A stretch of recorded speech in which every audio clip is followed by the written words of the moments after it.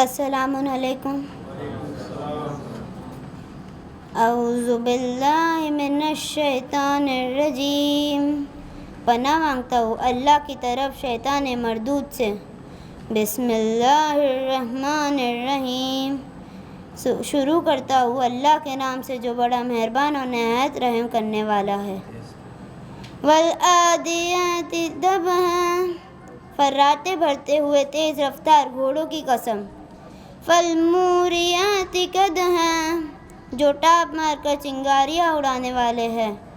فالمغیرات صبحا، پھر صبح سویرے حملے کرنے والے ہیں۔ فأثرن به نقعا، پھر غبارے جنگ اڑانے والے ہیں۔ فوسطن به جمعا، اور دشمن کی جمعیت میں ڈر آنے والے ہیں۔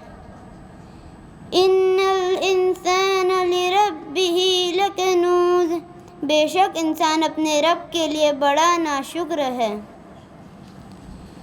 وَإِنَّهُ عَلَى ذَلِكَ لَشَهِيدٌ، اور وہ خود بھی اس بات کا گواہ ہے۔ وَإِنَّهُ لِحُبِّ الْخَيْرِ لَشَدِيدٌ، اور وہ مال کی محبت میں بہت سخت ہے۔ أَفَلَا يَعْلَمُ إِذَا بُعْثِرَ مَا فِي الْقُبُورِ، کیا اسے وہ وقت معلوم نہیں جب قبروں میں جو کچھ ہے نکالا جائے گا۔ وَحُصِّلَ مَا فِي الصُّدُورِ، اور دل کی رازوں کو ظاہر کر دیا جائے گا۔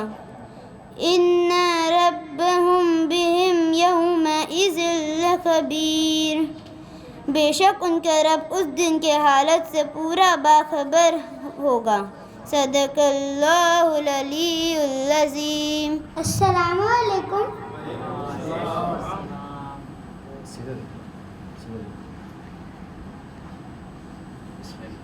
بسم اللہ الرحمن الرحیم۔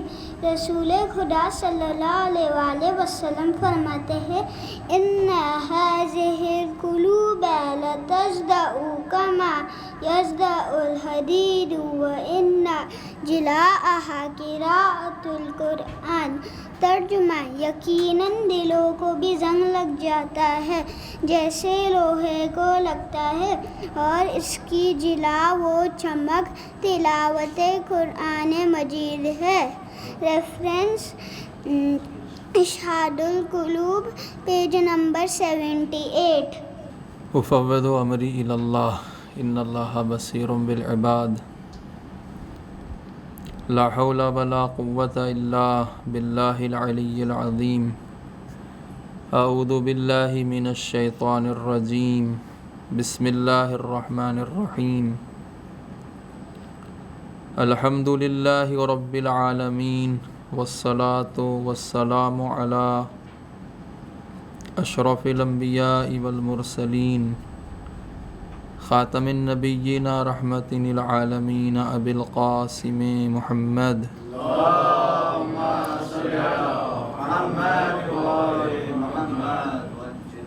وعلی اہل بیتہ الطیبین الطاہرین المعصومین المظلومین، لا سیما بقیت اللہ فی الارضین۔ اما بعد فقد قال اللہ سبحانہ وتعالی فی القرآن الکریم، بسم اللہ الرحمن الرحیم۔ شہر رمضان الذی انزل فیہ القرآن ھدی للناس وبینات من الھدی والفرقان۔ صلوات پڑھ دیں محمد وعلی محمد۔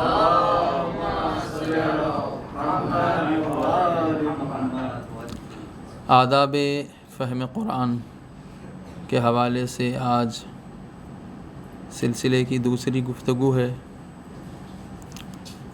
کل یہ بات عرض کی گئی تھی کہ ماہ مبارک رمضان کو تمام تر فضیلت جو حاصل ہے وہ نزول قرآن کی وجہ سے ہے، اور قرآن مجید منشور حیات بشر ہے کہ انسان کی زندگی اسی منشور اور اسی دستور اور اسی آئین کے تحت بسر ہونی ہے، اور قرآن کتاب ہدایت ہے، اور ہدایت حاصل کرنے کے لیے فہم ضروری ہے، قرآن کا سمجھ میں آنا ضروری ہے، اور فہم کے چند آداب ہیں جس کو بزرگ علماء نے ذکر فرمایا ہے، جس میں سے درک عظمت قرآن، طہارت قلب اور حضور قلب، یہ ہم تقریباً پڑھ چکے ہیں۔ چوتھا جو ادب ہے فہم قرآن کا وہ تدبر ہے، تدبر۔ البتہ ایک بات ذہن میں رہے کہ آداب پڑھ لینا اس کا یہ مطلب نہیں ہے کہ آداب ایجاد ہو گئے ہمارے اندر، ایجاد کرنے پڑیں گے۔ آداب پڑھ لینا فقط آداب کی طرف توجہ ہے، آداب کی طرف توجہ مقصود ہے اس سے۔ جیسے جب تک میتھمیٹکس کا کوئی فارمولہ آپ اپلائی نہیں کرتے رزلٹ نہیں آتا۔ صرف فارمولہ یاد کر لینے سے کچھ یا فارمولہ معلوم کرنے سے کچھ ہونے والا نہیں ہے جب تک کہ فارمولہ اپلائی نہ کیا جائے۔ ویسے یہ آداب اگر صرف معلوم ہو جائیں تو کافی نہیں ہے جب تک کہ ان کو عملی نہ کیا جائے۔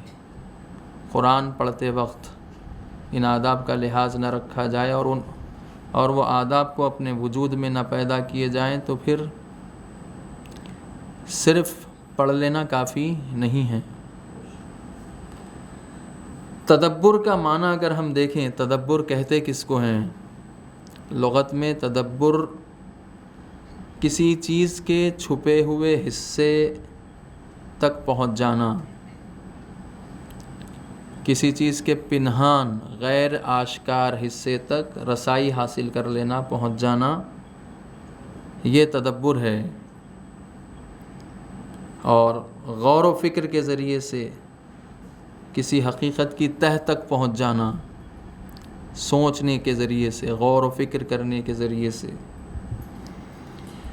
اور آپ دیکھیں بعض چیزیں ترتیب سے جمی ہوئی ہوتی ہیں، پہلے ان کا سامنے کا حصہ، پھر درمیانی حصہ، پھر آخری حصہ۔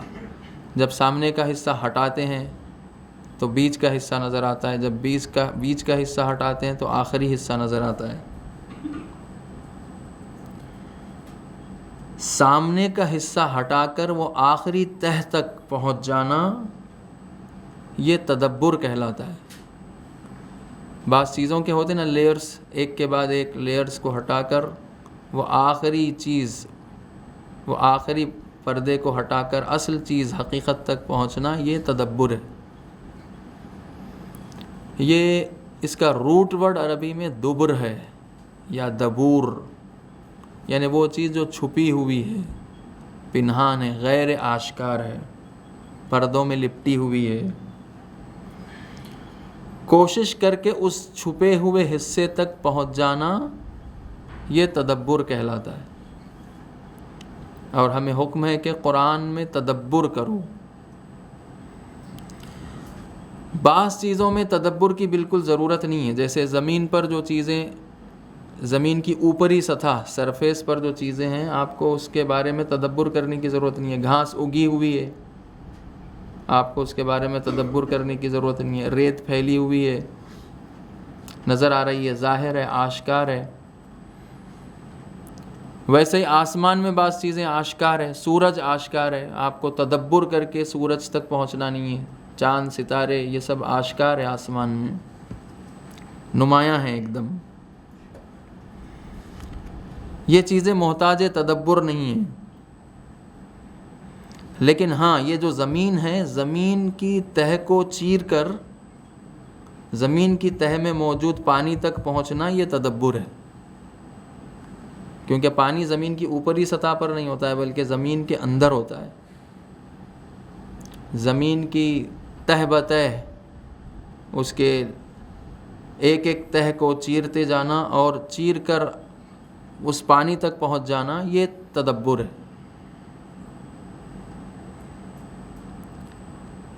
اب یہ جو پردے پڑے ہوئے ہیں، یہ پردے کبھی جسمانی ہیں، جسمانی پردے، جیسے زمین کا پردہ ہٹایا آپ نے تو اندر پانی مل گیا. کبھی یہ پردے غیر جسمانی ہیں، یعنی عقل کو کام میں لا کر، فکر کو کام میں لا کر، سوچ کو کام میں لا کر یہ پردے ہٹانا ہے. زمین کی طرح نہیں ہے کہ زمین کے ایک ایک پردے کو ہٹا کر پانی تک پہنچ رہے ہیں. اور معمولاً جو قیمتی اشیاء ہوتی ہیں، جو چیزیں قیمتی ہوتی ہیں، ان کو پردوں میں لپیٹ دیا جاتا ہے. آپ کسی کو گفٹ دینا چاہتے ہیں یا کوئی قیمتی شے ہے جس کے ٹوٹ جانے کا ڈر ہے تو اس کو پردوں میں لپیٹ کر دیتے ہیں کہ یہ قیمتی شے ٹوٹ نہ جائے کہیں. پھر جب جس کو دیا جاتا ہے، جب وہ کھولتا ہے ایک کے بعد ایک پردہ اس کا ہٹانا شروع کرتا ہے تو اصل مقصود وہ جو قیمتی شے ہے وہ آخری پردے میں لپٹی بھی ہوتی ہے، وہ حقیقت. اور ویسے ہی انسان کی گفتگو ہے، انسان کا کلام ہے. کبھی انسان کا کلام بالکل آشکار ہے، واضح ہے، روشن ہے، اس کو تدبر کی ضرورت نہیں ہے. مثلا میں نے کہا مجھے پیاس لگی ہے، مجھے پانی پلایا جائے، اس کے لیے کوئی تدبر کرنے کی ضرورت ہے؟ بالکل واضح چیز ہے، آشکار ہے. ہاں لیکن کوئی شعر ہے، کسی شاعر کا شعر ہے اور شاعر نے یہ شعر میں اشارے اور کنایے اور استعارے استعمال کیے ہیں، یعنی شعر کو الفاظ میں بڑا پیچیدہ کر دیا ہے. تو اب اس شعر کو سمجھنے کے لیے اس کے ایک ایک لفظ کے پردے کو ہٹانا پڑے گا تاکہ وہ شعر ہم کو سمجھ میں آئے. نثر کو سمجھنا آسان ہے، جیسے میں نے کہا پانی پلائیے، یہ بالکل آسان چیز ہے. نثر پروز جس کو کہتے ہیں انگریزی میں، اور نظم جس کو پوئٹری کہتے ہیں انگریزی میں. زبان اپنی ہی ہوتی ہے، اردو زبان ہے، یا اگر کوئی انگریزی جاننے والا ہے انگریزی ہے. شعر انگریزی کا ہی ہے، شعر اردو کا ہی ہے، لیکن اس کو سمجھنا پڑتا ہے، اس کی ایک ایک لفظ کو، اشاروں کو، کنایوں کو سمجھنا. اس پردے کو ہٹائیں تاکہ وہ شعر ہمارے سمجھ میں آ جائے. اس عمل کو کہتے ہیں تدبر. اور اسی طرح قرآن مجید جو ہے اس کا ایک ظاہر ہے اور ایک اس کا باطن ہے. ظاہر کیا ہے؟ جو الفاظ ہیں، ظاہری الفاظ جو ہم پڑھتے ہیں، یہ اس کا ظاہر ہے. اور ایک اس کا باطن ہے. باطن تک پہنچنے کے لیے تدبر ضروری ہے. قرآن کے باطن تک پہنچنے کے لیے تدبر ضروری ہے، اور تدبر کے بعد ہی انسان کو ہدایت حاصل ہو سکتی ہے. اور قرآن کا جو اسلوب ہے، اسٹائل ہے قرآن کا، وہ بہت ہی عام بول چال والا ہے. جب قرآن کا اسٹائل عام بول چال والا ہے، اس کا اسلوب، تو پھر اس میں تدبر کیوں؟ کیونکہ خود قرآن کا حکم ہے.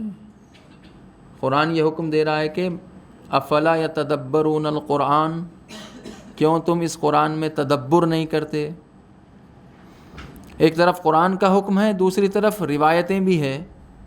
ایک روایت جو نقل ہوئی ہے، انا للقرآن ظہرا و بطنا، قرآن کا ایک ظاہر ہے اور اس کا ایک باطن ہے. وَلِبَطْنِهِ بَطْنًا إِلَى سَبْعَةِ أَبْطُنٍ، اور اس بطن کے لیے پھر ایک بطن ہے، یہاں تک کہ 7 بطن موجود ہیں. قرآن کے 7 پردے یا 7 باطن قرآن کے موجود ہیں. تو ظاہر سے باطن تک پہنچنے کے لیے کیا کیا جائے؟ تدبر کیا جائے. قرآن کے ظاہر سے، قرآن کے پہلی سطح قرآن کی الفاظ ہے. یہ جو ظاہری الفاظ جو ہم پڑھتے ہیں، یہ اس کی پہلی سطح ہے، پہلا لیئر ہے. پھر الفاظ سے معانی کی طرف، یہ دوسرا لیئر ہے. اور ان معانی سے پھر حقائق کی طرف، جو مقصود ہے خداوند کا، جو مطلوب ہے، یہ تیسرا. یہ سارے عمل کو کہتے ہیں تدبر. ایک کے بعد ایک، تہ بتہ، ایک ایک تہ کو ہٹا کر اس اصل حقیقت تک پہنچنا تدبر کہلاتا ہے. تدبر اور حضور قلب 2 الگ الگ چیزیں ہیں. یہ گمان نہ ہو کہ حضور قلب اور تدبر ایک ہی چیز ہے۔ اب انسان قرآن پڑھنے کے لیے بیٹھا ہوا ہے، عظمت قرآن سے بھی واقف ہے، قلب کی طہارت بھی اس نے کر لی ہے، طہارت قلب بھی موجود ہے، حضور قلب بھی موجود ہے۔ تو کیا حضور قلب سے تدبر حاصل ہو جائے گا؟ اگر حضور قلب آ جائے انسان کے اندر، یعنی ایک انسان حضور قلب کے ساتھ اگر اس کو قرآن پڑھنے کی توفیق ہو تو ممکن ہے کہ حضور قلب کے ہوتے ہوئے بھی تدبر نہ ہو۔ حضور قلب ہے لیکن تدبر نہیں ہے، یہ بہت ممکن ہے۔ دو عرفانی اصطلاحیں استعمال ہوتی ہیں، ایک محو اور ایک سہو۔ محو اور سہو، سہو صاد سے۔ محو کہتے ہیں کسی کام میں اس طرح مشغول ہو جانا کہ ساری دنیا سے لا تعلق، محو در ذات خدا، یعنی پوری دنیا سے کٹ کر ذات خدا میں محو ہو گیا۔ یا مطالعے میں محو ہو جاتے ہیں، بعض لوگ پڑھنے میں اس قدر محو ہو جاتے ہیں کہ ان کو پھر دنیا ما فیہا و ما فیہا کی کوئی خبر نہیں رہتی، محو ہو گئے، غرق ہو گئے، اس میں ڈوب گئے مطالعے میں۔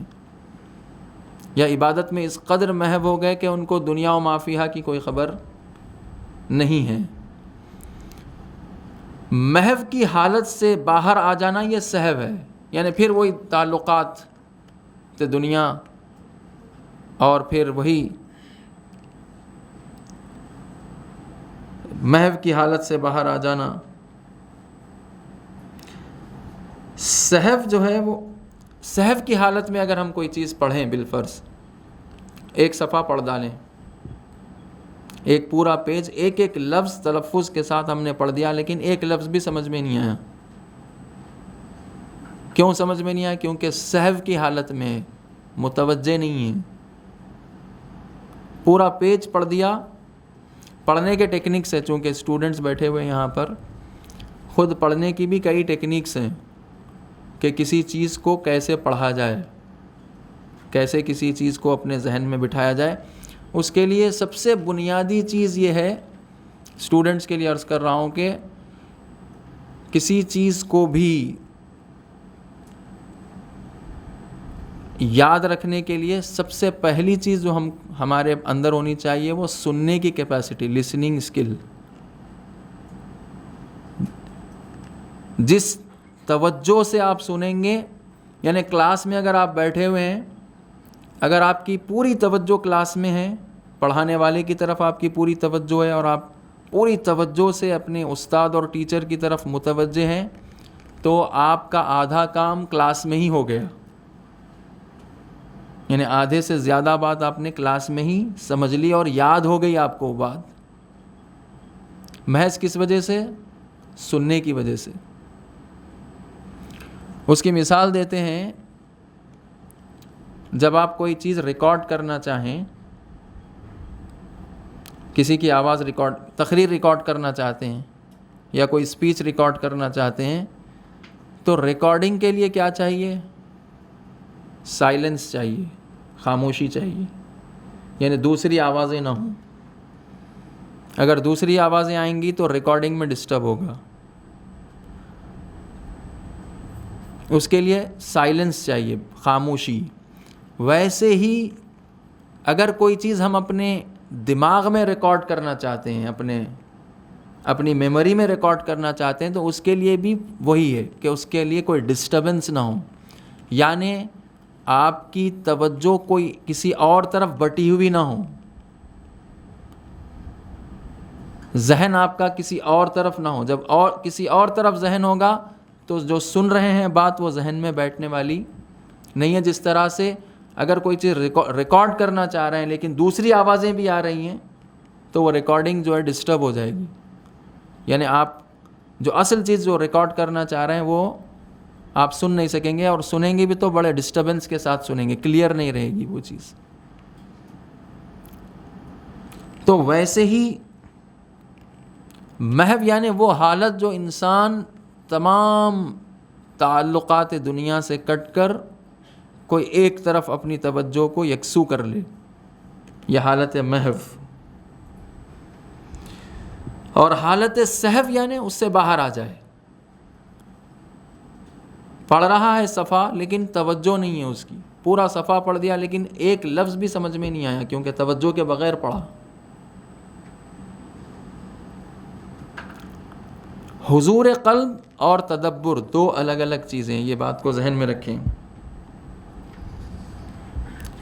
یہ جو قاری ہوتے ہیں، قاری قرآن یا حافظ قرآن، بڑی مشقت سے یہ قاری اور حافظ بنتے ہیں، بہت مشقت کرتے ہیں یہ، تب جا کے جو ہے وہ قاری قرآن بنتے ہیں یا حافظ قرآن بنتے ہیں۔ ایک قاری قرآن کو ایک سورہ عوام کے سامنے سنانے کے لیے پتہ نہیں اس کو کتنے گھنٹے اور پتہ نہیں کتنے مہینے کام کرنا پڑتا ہے تاکہ وہ ایک سورہ آ کر خوش الہانی کے ساتھ لوگوں کے سامنے پیش کر سکے۔ اور روایتوں میں یہ بات آئی بھی ہے کہ اذان دینے کے لیے خوش لہن مؤذن کا ہونا ضروری ہے، جو الحمدللہ یہاں نصیب ہے۔ خوش لہن مؤذن یعنی اذان ایسے شخص سے دلوائی جائے جس کی آواز خوبصورت ہو، سننے والے اس کی آواز سن کر نماز کی طرف راغب ہوں، نہ یہ کہ سننے والے جو آنے والے بھی ہیں وہ بھاگ جائیں۔ ایسی آواز ہو انسان کی کہ جو آنا بھی چاہتا ہو وہ بھاگ جائے۔ اسی لیے خوش لہن ہونا ضروری ہے مؤذن کا، یا جو دعائیں پڑھتے ہیں نماز کے بعد جو تعقیبات پڑھی جاتی ہیں، وہ خوش لہن افراد یعنی جن کی آواز خوبصورت ہو ان کو آگے بڑھایا جائے۔ ہم جیسے افراد جن کی آواز تھوڑی سی بھونڈی ہے، ہم لوگ پیچھے ہی رہیں، ہم سنیں، فقط سن کے محظوظ ہوں۔ جو خوش لہن افراد ہیں وہ آگے ہیں۔ ویسے ہی قرآن کے لیے کہا گیا قرآن کو خوش لہنی سے پڑھو، اچھے انداز سے، خوبصورت آواز میں قرآن پڑھو تاکہ اس کا اثر خود پر بھی ہو اور سننے والے بھی اس کا اچھا اثر لیں۔ تو یہ قاری قرآن اپنے لہن کو خوبصورت بنانے کے لیے جو مشقت اٹھاتے ہیں، غیر معمولی مشقت اٹھاتے ہیں، کئی سال محنت کرتے ہیں۔ جس طرح سے مجتہد بننے کے لیے کہ انسان کو کئی سال محنت کرنی پڑتی ہے تب جا کے وہ مجتہد بنتا ہے، ویسے ہی استاد قرآن، قاری قرآن بننے کے لیے کہ انسان کو کئی سال مشقت کرنی پڑتی ہے تب جا کے وہ قاری قرآن یا حافظ قرآن بنتا ہے۔ حفظ قرآن بھی کوئی آسان کام نہیں ہے، کافی مشقت لگتی ہے، محنت کرنی پڑتی ہے اس کے لیے، بہت زیادہ محنت کر کے انسان حافظ قرآن بنتا ہے، اور اس کے لیے حضور قلب بھی چاہیے۔ اگر کسی کو حفظ قرآن کرنا ہے تو حضور قلب کے بغیر کوئی حفظ قرآن نہیں کر سکتا۔ ایک حافظ کے پاس حضور قلب موجود ہے لیکن تدبر موجود نہیں ہے۔ حضور قلب کا ہونا اس کا لازمہ یہ نہیں ہے کہ تدبر بھی اس کے ساتھ آ جائے، اسی لیے عرض کر رہا ہوں حضور قلب الگ چیز ہے، تدبر الگ چیز ہے۔ حافظ کیا ہے؟ حافظ الفاظ قرآن کا حافظ ہے، اس نے الفاظ قرآن کو رٹ لیا ہے، یاد کر لیا ہے، میمورائز کر لیا ہے، اور وہ کرنے کے لیے بھی ایک مشقت درکار ہے، محنت درکار ہے، اس کے لیے بھی بڑی محنت سے ایک حافظ بنتا ہے۔ اور حافظ قرآن کی بات آئی تو ایک تفصیلی بحث ہے اس کے اوپر کہ ہمارے اہل سنت بھائیوں میں یہ بات، بہت سی باتیں شیعوں کے حوالے سے اہل سنت میں غلط مشہور ہیں، لیکن وہ ان کے پاس اس قدر مشہور ہیں وہ کہ یقین کی حد تک وہ اس بات کو سمجھتے ہیں۔ بعض غلط باتیں جو اہل سنت بھائیوں میں شیعوں کے حوالے سے ہیں اس قدر پھیلی ہوئی ہیں کہ یقین ہے ان کو اس بات کا۔ مجھے یاد ہے کچھ سال پہلے ہمارے شہر کے ایک اہل سنت مولانا کے چچا کا انتقال ہو گیا تھا، تو ہم لوگ تسلیت کے لیے پرسے کے لیے ان کے گھر پر گئے. تو باتوں باتوں میں انہوں نے کہا کہ مولانا ہم نے سنا ہے آپ لوگوں کے پاس کچھ ایصال عذاب بھی ہوتا ہے. تو میں نے کہا کہ ایصال ثواب تو ہم نے سنا، ایصال عذاب ہم نے نہیں سنا. ایصال عذاب کیا ہوتا ہے؟ یہ کیا بات کر رہے ہیں آپ؟ ہمارے پاس تو مشہور ہے یہ بات کہ آپ لوگوں کے پاس ایصال عذاب بھی ہوتا ہے.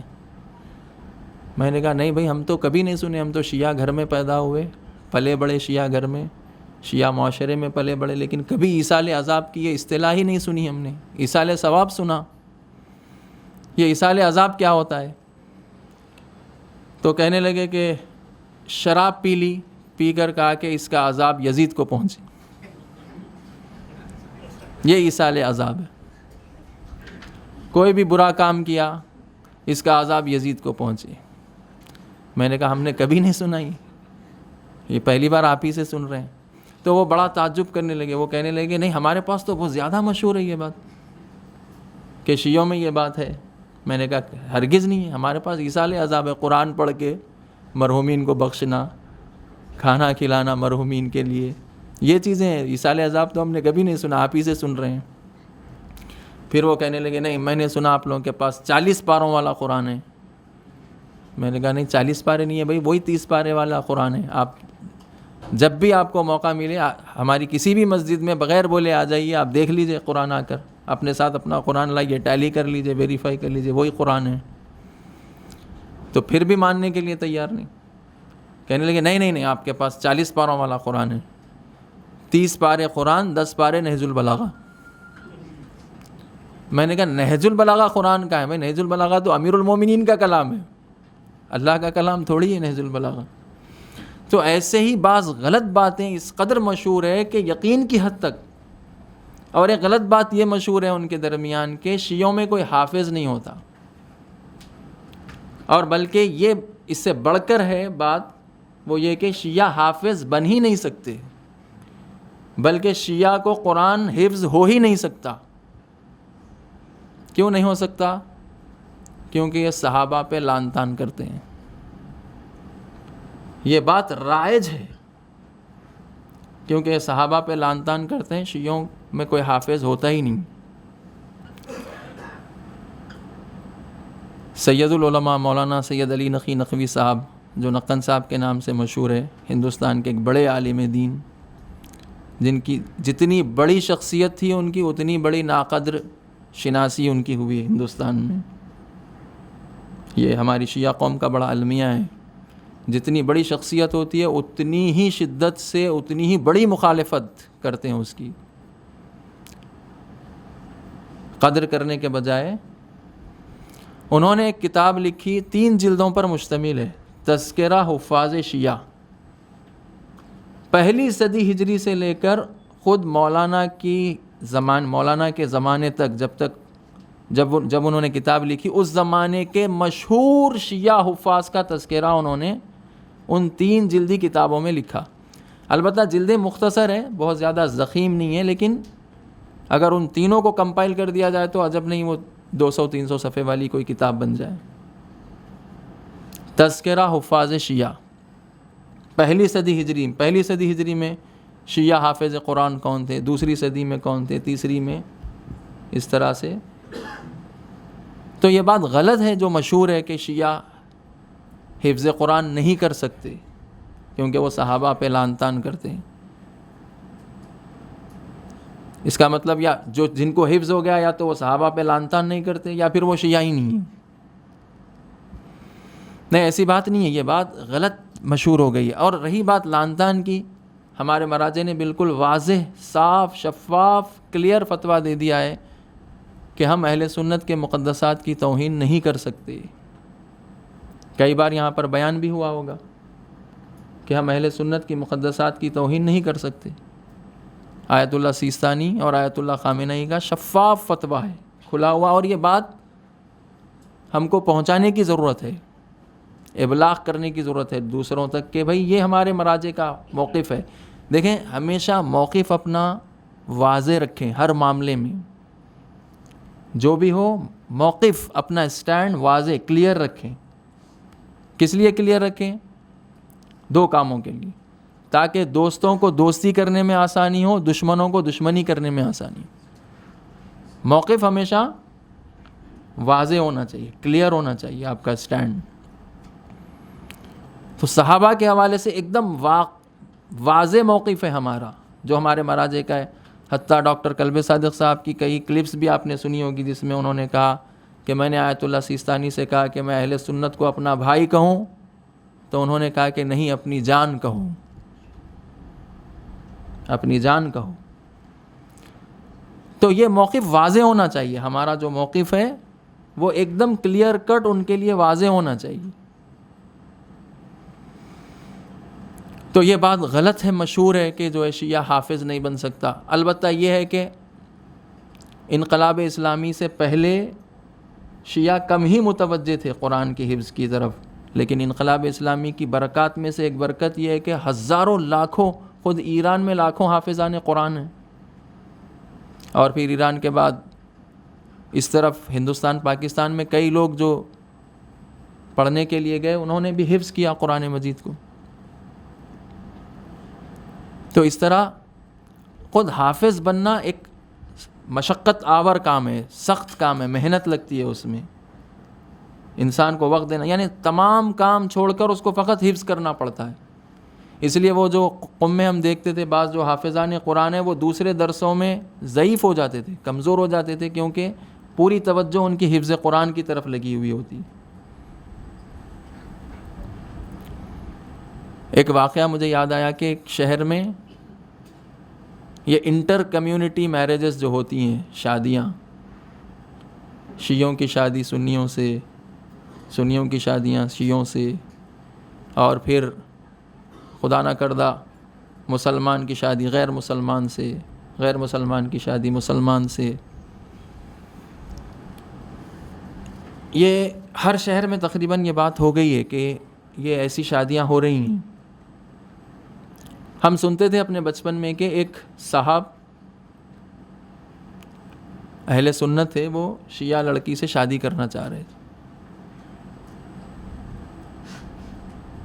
تو انہوں نے یہ بات اپنے والد کے سامنے رکھی کہ میں ایک شیعہ لڑکی سے شادی کرنا چاہ رہا ہوں۔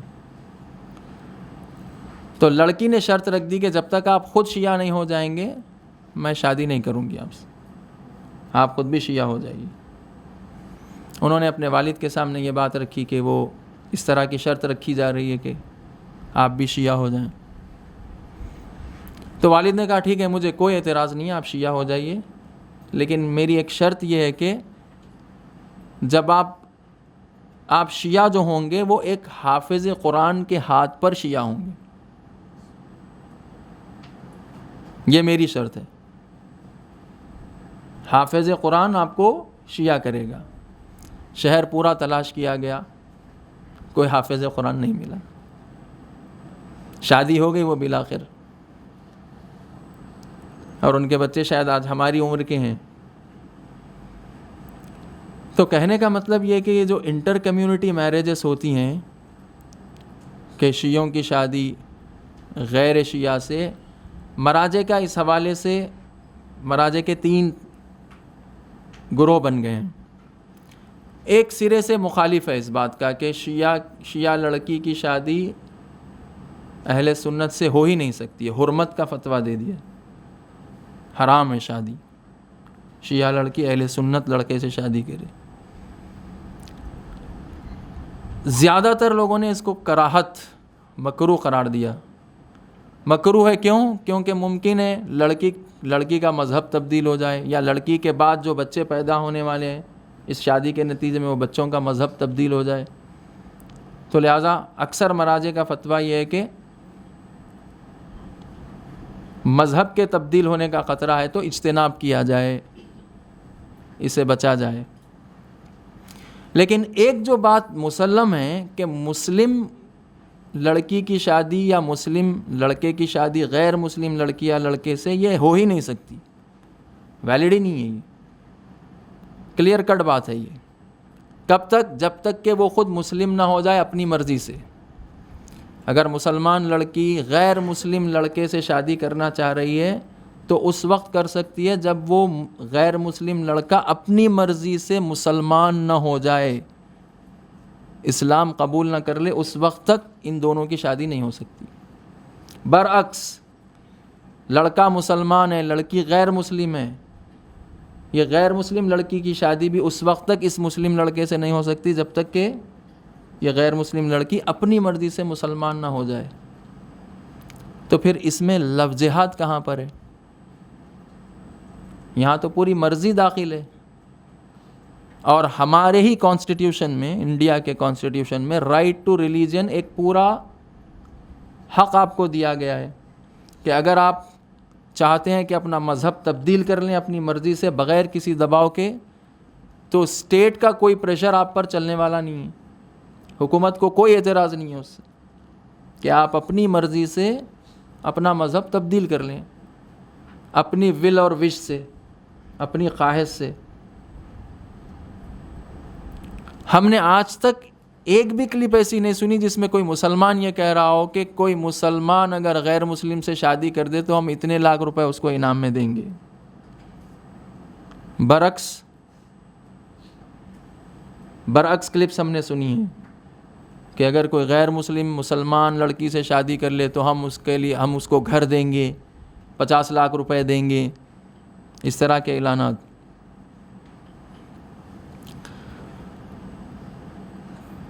تو یہ موقف اسلام کا واضح ہے کہ جب بھی کوئی مسلمان غیر مسلم سے شادی کرنا چاہے تو اس وقت تک نہیں کر سکتا جب تک کہ وہ مسلمان نہ ہو جائے. اگر ایک مسلمان ہے اور ایک غیر مسلم ہے تو ان کی شادی ہو ہی نہیں سکتی، چاہے وہ کورٹ میں کر لیں. اسلام کے نقطہ نظر سے ان کی شادی انویلڈ ہے.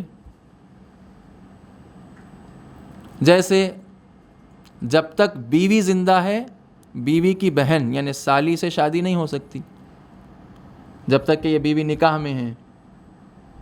جب تک کہ زوجہ نکاح میں ہے زوجہ کی بہن یعنی سالی سے شادی نہیں ہو سکتی تا وقتی کہ یا تو بیوی کا انتقال ہو جائے یا پھر بیوی کو طلاق دے دیا جائے. لیکن ایک صاحب سے کہا گیا کہ بھائی سالی سے شادی نہیں ہو سکتی، تو انہوں نے کہا میں نے تو کر لی، ہو گئی شادی، میں نے کر لی، شادی ہو گئی. شادی ہوتی نہیں ہے، ویلڈ نہیں ہے وہ شادی. ویسے ہی مسلمان لڑکے یا لڑکی کی شادی اس وقت تک نہیں ہو سکتی جب تک کہ جس سے شادی کرنا چاہ رہی ہے وہ جب تک کہ مسلمان نہ ہو اور اپنی مرضی سے مسلمان نہ ہو. یہ بات ذہن میں رہے. تو حفظ قرآن جو ہے وہ آسان کام نہیں ہے، سخت کام ہے، مشقت والا کام ہے. حضور ذہن حضور قلب چاہتا ہے، لیکن اتنا مشقت کرنے کے باوجود بھی جو چیز حافظ قرآن کو حاصل ہو رہی ہے وہ عبارت ہے، الفاظ ہے، وہ حکمت نہیں ہے قرآن کی. اس کے لیے تدبر الگ سے چاہیے. تدبر حضور قلب. آپ دیکھیں بہت سے لوگوں نے قرآن کی ڈکشنریز لکھی ہیں جس کو موجم کہا جاتا ہے. موجم قرآن پرانے زمانے میں لکھی ہیں، اس زمانے میں جس زمانے میں کمپیوٹرز موجود نہیں تھے. آج تو کمپیوٹرز موجود ہیں، اگر آپ ایک لفظ ماریں، نیویگیٹ کریں ایک لفظ، تو وہ لفظ قرآن میں جتنی بار تکرار ہوا ہے وہ پوری آیتیں آپ کے سامنے کھول کے رکھ دے گا مانیٹر پہ. ہے ایسی سائٹس، tanzil.net ایک سائٹ ہے بچوں کے لیے. اگر آپ کو کوئی آیت معلوم کرنی ہو، کوئی لفظ کے ذریعے سے کسی آیت تک پہنچنا ہو، تو tanzil.net پر جا کے آپ وہ لفظ ٹائپ کر دیں اردو میں، یعنی عربی زبان میں. مثلا لفظ اللہ آپ جاننا چاہ رہے ہیں قرآن میں کتنی مرتبہ آیا، وہاں پر سرچ میں جا کے آپ لفظ اللہ ٹائپ کر دیں. لفظ اللہ قرآن میں جتنی بار آیا وہ تمام آیتیں آپ کے سامنے کھل جائیں گی. تو موجم جن افراد نے لکھا، جس زمانے میں لکھا اس زمانے میں کمپیوٹر موجود نہیں تھا، اس کے باوجود بڑی زحمت کر کے انہوں نے موجم قرآن کی جو ڈکشنری ہے، یعنی کشف الآیات جس کو کہتے ہیں، یعنی ایک آیت آپ کو معلوم کرنا ہے ورڈ کے ذریعے سے، کوئی ایک ورڈ کے ذریعے سے کسی آیت تک پہنچنا چاہتے ہیں تو موجم میں یہ سہولت موجود ہے، لیکن انہوں نے موجم اس وقت لکھا جب کمپیوٹر موجود نہیں تھا، تو کتنی زحمت لگی ہوگی، کتنی مشقت کے ساتھ یہ کام مکمل ہوا ہوگا، اور کتنا حضور ذہن اور حضور قلب ان کا خرچ ہوا ہوگا۔ لیکن اتنا سب کچھ کرنے کے باوجود بھی ایک چیز جو نہیں حاصل ہوئی وہ تدبر ہے۔ حضور قلب کا ہونا اور ہے، تدبر کا ہونا اور ہے۔ حافظ قرآن بن جانا، قاری قرآن بن جانا اور ہے، قرآن میں تدبر کرنا اور ہے۔ البتہ حفظ قرآن خود مقصود نہیں ہے، حفظ قرآن مقدمہ ہے۔ مقدمہ یعنی جیسے ہم وضو کرتے ہیں، وضو کس لیے کرتے ہیں؟ وضو مقدمہ ہے نماز کے لیے۔ وضو کس لیے کیا ہے؟ نماز پڑھنے کے لیے کیا ہے وضو۔ ویسے حفظ قرآن کس لیے؟ حفظ قرآن تدبر کے لیے ہے، کیونکہ حافظ کے سامنے تمام آیتیں اس کے سامنے ہوتی ہیں۔ اگر میں حافظ نہیں ہوں تو میرے سامنے تمام آیتیں موجود نہیں ہیں، لیکن اگر کوئی حافظ ہے تو اس کے سینے میں تمام آیتیں موجود ہے۔ اب ایسے شخص کو قرآن میں تدبر کرنا آسان ہو جائے گا، حافظ قرآن کو۔ تو حفظ قرآن تدبر کے لیے مقدمہ ہے، مقصد خود حفظ قرآن نہیں ہے۔ حفظ کروایا جاتا تاکہ انسان تدبر اس کے لیے آسان ہو جائے، تدبر کا مرحلہ اس کے لیے آسان ہو جائے۔ ایک صلوات پڑھ دیں محمد والا۔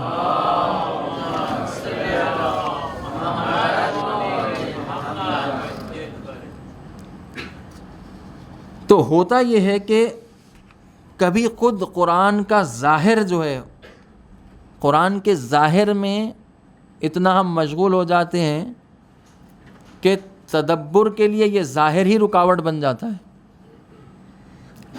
جیسے یہ حافظ قرآن فقط الفاظ قرآن کو یاد کرنے میں لگا ہوا ہے، قاری قرآن الفاظ قرآن کو اچھی آواز میں پڑھنے میں لگا ہوا ہے، یہ ظاہر میں مشغولیت تدبر میں مانع ہو جاتی ہے، رکاوٹ بن جاتی ہے۔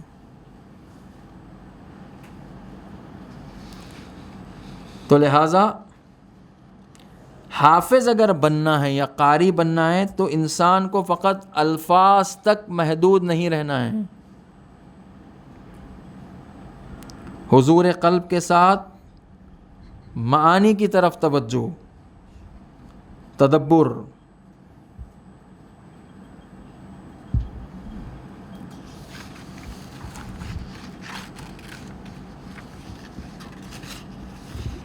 قرآن اور قرآن میں تدبر کا حکم ہے، اور قرآن میں تکرار موجود نہیں ہے، ریپیٹیشن موجود نہیں ہے۔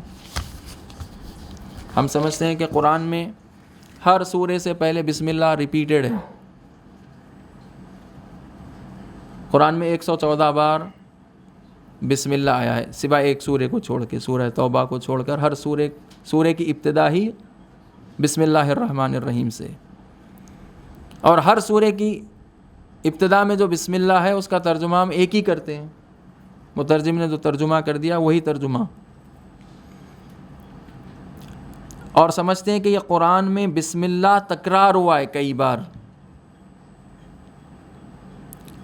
قرآن میں کوئی چیز تکرار نہیں ہوئی ہے، حتیٰ بسم اللہ بھی تکرار نہیں ہوا ہے، کیونکہ ہر سورے سے پہلے جو بسم اللہ ہے، علامہ طباطبائی جنہوں نے تفسیر المیزان لکھی، جو ایک بہت ہی عظیم قرآنی شخصیت، یوں سمجھ لیں کہ حوضے میں قرآن اور تفسیر قرآن کو زندہ کرنے والی شخصیت، علامہ محمد حسین طباطبائی رحمۃ اللہ علیہ، 20 سال کی مشقت سے انہوں نے یہ تفسیر لکھی المیزان، جو مقبول خاص و عام ہے،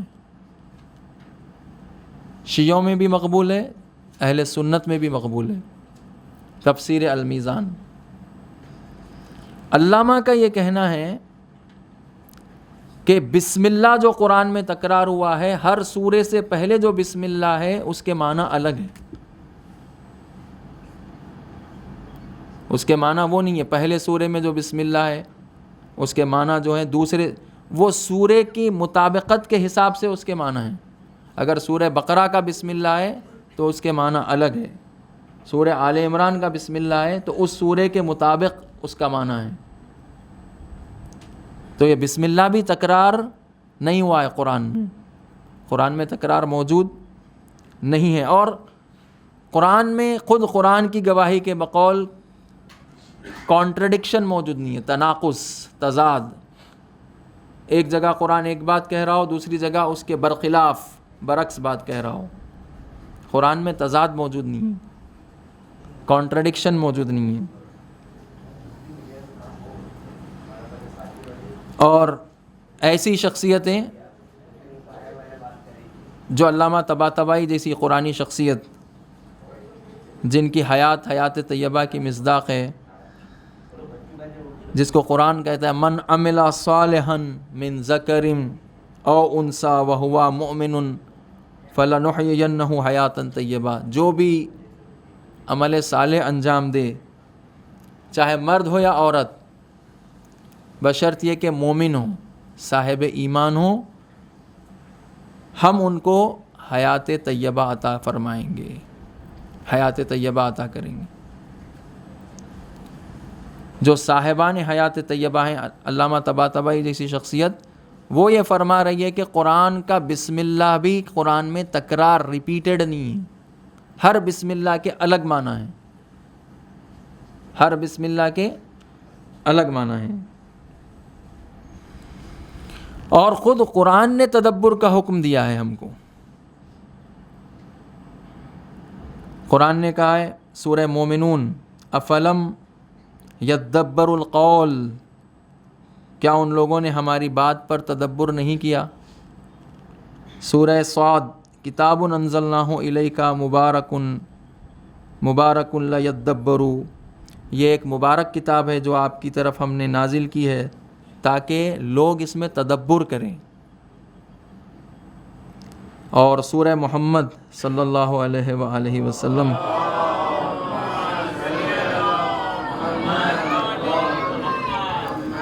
افلا یتدبرون القرآن ام علی قلوب اقفالها، کیا یہ لوگ قرآن میں ذرہ برابر بھی تدبر نہیں کرتے یا ان کے دلوں پر قفل پڑا ہوا ہے، دل لاک ہو چکے ہیں، دل بند ہو چکے ہیں.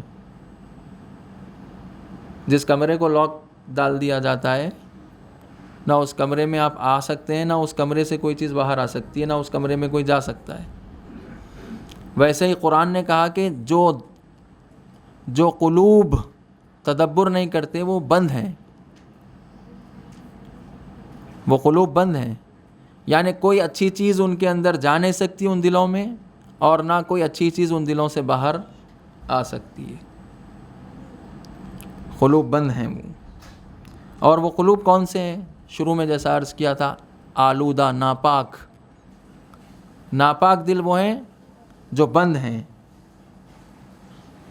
نہ کوئی چیز باہر سے اس کے اندر جا سکتی ہے، نہ کوئی اندر سے باہر آ سکتی ہے. اور روایات میں بھی تدبر کی تاکید ہے. قرآن خود تدبر کی تاکید فرما رہا ہے، تدبر کرو، تہ تک پہنچو. اور خود روایات میں معصومین علیہ السلام سے کثرت سے تدبر کی تاکید ہے. امیر المومنین علیہ الصلاۃ والسلام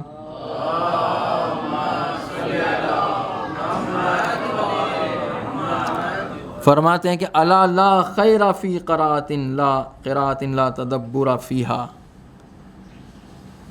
اس قرأت قرآن میں کوئی خیر نہیں ہے جس میں تدبر نہ ہو، غور و فکر،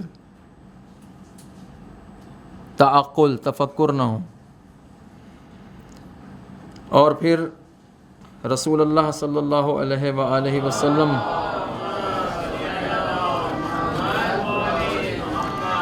سے کسی نے پوچھا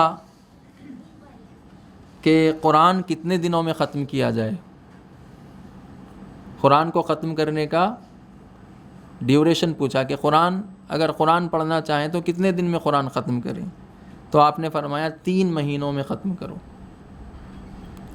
3 مہینوں میں قرآن ختم کرو. تو اس نے کہا میں تو تیز پڑھ سکتا ہوں قرآن، میں قرآن تیز پڑھنا جانتا ہوں، تو اگر میں تیزی سے پڑھنا چاہوں تو کتنے دن میں ختم کر سکتا ہوں؟ تو آپ نے فرمایا 1 ہفتے میں۔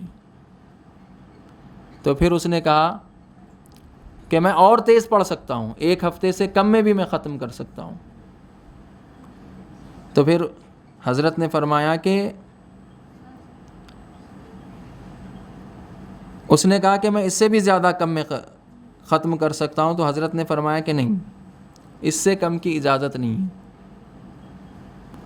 1 ہفتے سے کم میں اگر کوئی قرآن ختم کرنا چاہ رہا ہے، اس کا مطلب تیزی سے پڑھنا چاہ رہا ہے، یعنی فقط الفاظ کو دہرا کر تیزی سے آگے بڑھنا چاہ رہا ہے، حضرت نے فرمایا اس کی اجازت نہیں ہے۔ 1 ہفتے سے کم میں قرآن ختم کرنے کی اجازت نہیں ہے۔ کیوں؟ کیونکہ فقط الفاظ کا دہرانا نہیں ہے، بلکہ اس میں تدبر بھی کرنا ہے، غور کرنا ہے، اس میں فکر کر کے آگے بڑھنا ہے۔ اور قرآن بغیر تدبر کے اگر پڑھا جائے تو لا خیر فیہ، اس کے اندر کوئی خیر موجود نہیں ہے۔ تدبر کرنے کے لیے، تہ تک پہنچنے کے لیے، حقیقت تک رسائی کے لیے انسان کا خود متدبر بننا ضروری ہے، متدبر بننا شرط ہے۔ جیسے بچے بیٹھے ہوئے ہیں، بچوں سے یہ کہا جائے کہ بچوں سے بالغ ہونے کے بعد کے احکام اگر بیان کیے جائیں، مکلف ہونے کے بعد، یعنی جب چیزیں واجب ہو جاتی ہیں بچوں پر، بالغ ہو جاتے ہیں، اگر اس سے پہلے بیان کیا جا رہا ہے، بالغ ہونے سے پہلے، بالغ ہونے کے بعد کی باتیں بیان کی جا رہی ہیں کہ تم پر نماز واجب ہے، روزہ واجب ہے، ابھی واجب ہی نہیں ہے اس کے اوپر۔ نماز روزہ اس وقت واجب ہوگا جب یہ بالغ ہو جائے گا، جب یہ مکلف ہو جائے گا، اس وقت تک اس کے اوپر نہ نماز واجب ہے نہ روزہ واجب ہے۔ البتہ یہ کہا گیا کہ بچوں کی عادت کے لیے واجب ہونے سے پہلے ہی ماں باپ کی یہ ذمہ داری ہے کہ بچوں کو عادت دلوائے نماز پڑھنے کی، روزہ رکھنے کی، اگرچہ کہ واجب نہیں ہے۔ اور بچے اگر یہ عمل انجام دیں تو پروردگار ان سے قبول فرما لے گا۔ بچوں سے بھی گرچہ ان کے اوپر واجب نہیں ہے، لیکن اگر وہ انجام دیں، جیسے کل جمعے کا دن ہے، نماز جمعہ عورتوں پر واجب نہیں ہے، عورتوں پر نماز جمعہ کا پڑھنا واجب نہیں ہے، تو ایک طبقے کے ذہن میں یہ بات آ گئی کہ جب واجب نہیں ہے تو اس کا مطلب عورتوں کا نماز جمعہ پڑھنا حرام ہے۔ ایک طبقے کے ذہن میں یہ بات آ گئی، نہیں، عورتوں پر، مسافروں پر، بیماروں پر نماز جمعہ پڑھنا واجب نہیں ہے، اس کا مطلب یہ نہیں ہے کہ اگر وہ پڑھ ہی نہیں سکتے، اس کا مطلب یہ ہے کہ اگر وہ پڑھ لیں تو واجب کے طور پر قبول کر لیا جائے گا۔ اس کا یہ مطلب نہیں ہے کہ وہ پڑھ ہی نہیں سکتے۔ جیسے میں مسافر ہوں، میں نماز جمعہ پڑھنا چاہوں، میرے اوپر نماز جمعہ واجب نہیں ہے، لیکن نماز جمعہ پڑھنا چاہوں تو پڑھ سکتا ہوں، اور مسافر کی پڑھی ہوئی نماز جمعہ قبول ہے بارگاہ خدا میں، عورتوں کی پڑھی ہوئی نماز جمعہ قبول ہے بارگاہ خدا میں۔ ویسے ہی بچے چھوٹے ہیں، ابھی ان پر کوئی چیز واجب نہیں ہوئی، لیکن اگر یہ واجب بالغ ہونے کے بعد جو چیزیں واجب ہونے والی ہے بچپن میں انجام دے دیں تو خداوند عالم ان سے وہ چیزیں قبول فرما لے گا، اور ان کے والدین کو اس کے ثواب میں شریک کر لے گا۔ ویسے ہی متدبر بننے کے لیے فقط ایسا نہیں ہے کہ انسان اپنی روزمرہ زندگی میں متدبر نہ ہو اور قرآن لے کر جب بیٹھے تو تدبر کرنا شروع کر دے۔ تدبر کیا چیز ہے؟ کسی بھی شے کی تہ تک پہنچنا، پردے ہٹا کر وہ چیز جو چھپی ہوئی ہے اس کے چھپے ہوئے حصے کو، اس کے چھپے ہوئے حصے تک پہنچ جانا، غیر آشکار پنہان حصے تک پہنچ جانا، یہ تدبر ہے۔ لیکن یہ فقط قرآن جب لے کے بیٹھتے ہیں تو تدبر کرنا نہیں ہے، بلکہ قرآن پڑھنے کے علاوہ اپنی روزمرہ زندگی، یہ جو زندگی ہم گزار رہے ہیں، واقعات رونما ہو رہے ہیں، کئی واقعات حوادث رونما ہوتے رہتے ہیں، ان واقعات میں تدبر کرنا، غور و فکر کرنا۔ صرف قبروں کو سن لینا نہیں ہوتا ہے، معمولاً ہم کیا کرتے ہیں، اخبار میں قبریں پڑھ لیتے ہیں یا ٹی وی پہ خبریں سن لیتے ہیں۔ خبروں کو سن کر ان قبروں کے پیچھے جو عوامل ہے، فیکٹرز ہے کہ یہ واقعہ کیوں رونما ہوا، اس کا پس منظر کیا ہے. صرف خبریں پڑھ لینا، بہت سے لوگ صرف خبریں پڑھ لیتے ہیں کس لیے؟ تاکہ ان کو انفارمیشن مل جائے، معلوم ہو جائے کہ ہاں فلاں جگہ یہ واقعہ پیش آیا، مہاراشٹرا میں یہ واقعہ پیش آیا، سیتاپور میں یہ واقعہ پیش آیا، معلوم ہو گیا. لیکن تدبر نہیں ہے کہ یہ واقعہ کیوں پیش آیا، اس واقعے کا پس منظر کیا ہے، کیا فیکٹرز تھے اس واقعے کے پیچھے. تو فقط متدبر وہ شخص نہیں ہے جو قرآن جب کھولے تو متدبر ہو جائے، جب قرآن بند کر دے تو تدبر بھول جائے. جب تک کوئی شخص اپنی روزمرہ زندگی میں تدبر کو نہ اپنائے اس وقت تک وہ قرآن میں آ کر بھی تدبر نہیں کر سکتا. اللہ نے جو چیزیں اس کے اطراف میں رکھی ہیں ان میں غور و فکر نہ کرے تو اس وقت تک کوئی شخص متدبر نہیں بن سکتا. اور اہل تدبر جو ہے تمام آیات خدا میں تدبر کرتے ہیں. کچھ آیات خدا آیات انفسی ہیں جو خود ہمارے وجود میں ہیں، اور کچھ آیات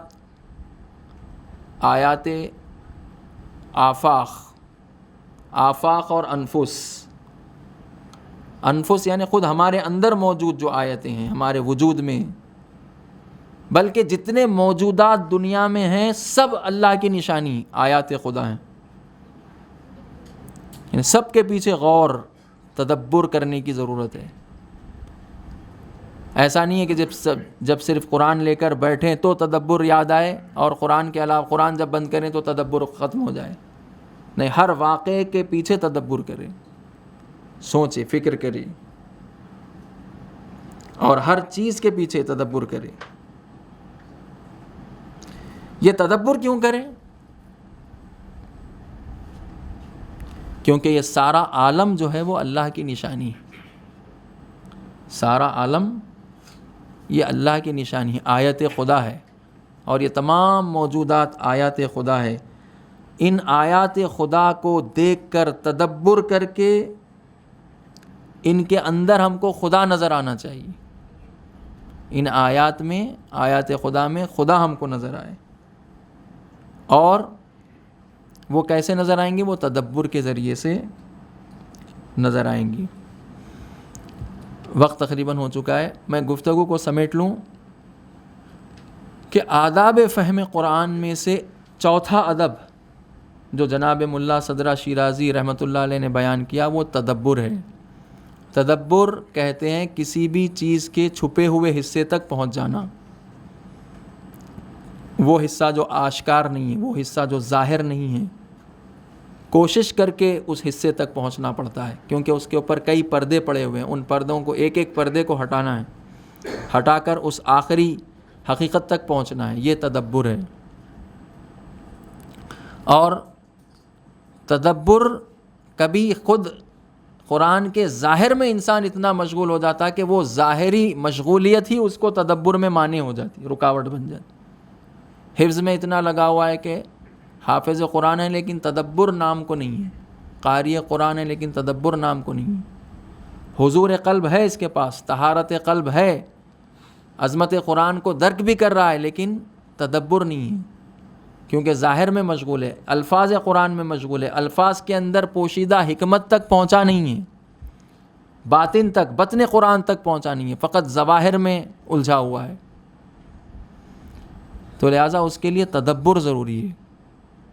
اور تدبر فقط قرآن میں نہیں بلکہ ہر وہ چیز جو ہمارے اطراف ارد گرد موجود ہے، جب ان تمام چیزوں میں ہم تدبر کرنے لگیں گے تو دھیرے دھیرے قرآن میں بھی تدبر، آیات خدا میں بھی تدبر کرنے لگیں گے.